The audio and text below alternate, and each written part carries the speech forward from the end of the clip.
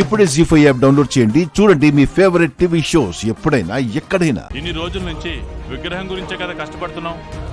తీరా ఆ ఇంట్లో ఉందని తెలుసుకుని వట్టి చేతులతో ఎందుకు వచ్చావు? ఆవిడ ఇవ్వనంది. ఇవ్వనంటే వదిలేస్తారా? అలా రావాల్సి వచ్చింది. మనుషుల మీదకి పెద్ద పులిలో పడిపోతావు కదా. నువ్వు ఆవిడ దగ్గర ఎలా వదిలేసావు? నీ చెల్లెల గురించి నువ్వు ఏమైనా చేస్తావు కదా. ఆవిడ అవనీతో అన్ని విషయాలు చెప్పి ఏదో కండిషన్ పెట్టాను అంది కదా. ముందా కండిషన్ ఏంటో అడగండి.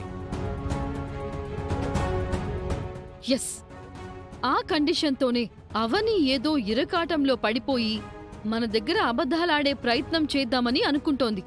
కాని నిహారిక వలన నిజం బయటపడిపోయింది. రుద్రాణి పెట్టిన కండిషన్ ఏంటో చెప్పవని.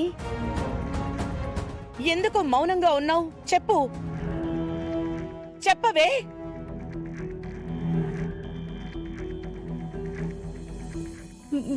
నేను నా భర్తను తన కూతురికి వదులుకోవాలంట.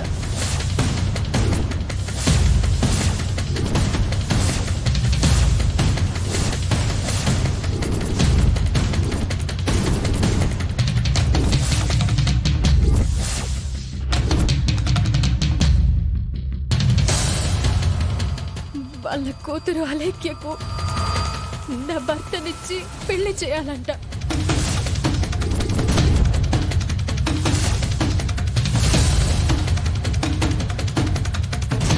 కొన్ని సంవత్సరాల క్రితం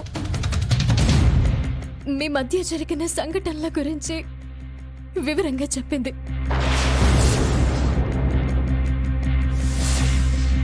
శ్రీకర్, నువ్వు కట్టిన తాళి తీసేయి.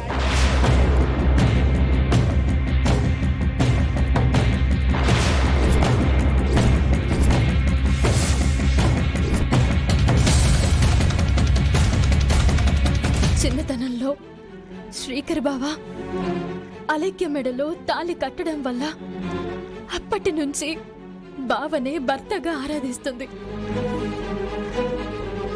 బావని మాత్రమే పెళ్లి చేసుకోవాలనుకుంటుంది. అందుకే తన కూతురికి పెళ్లి కానంత వరకు ఆ ఊరిలో ఏ పెళ్లి జరగకూడదు అని శాసనం చేసింది.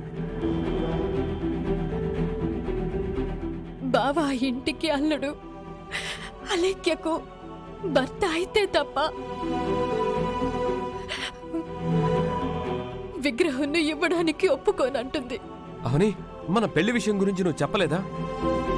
నువ్వు చెప్పుంటే అలా మాట్లాడుండేది కాదు కదా. అలేఖ్యకు చాలా వివరంగా చెప్పాను బావా.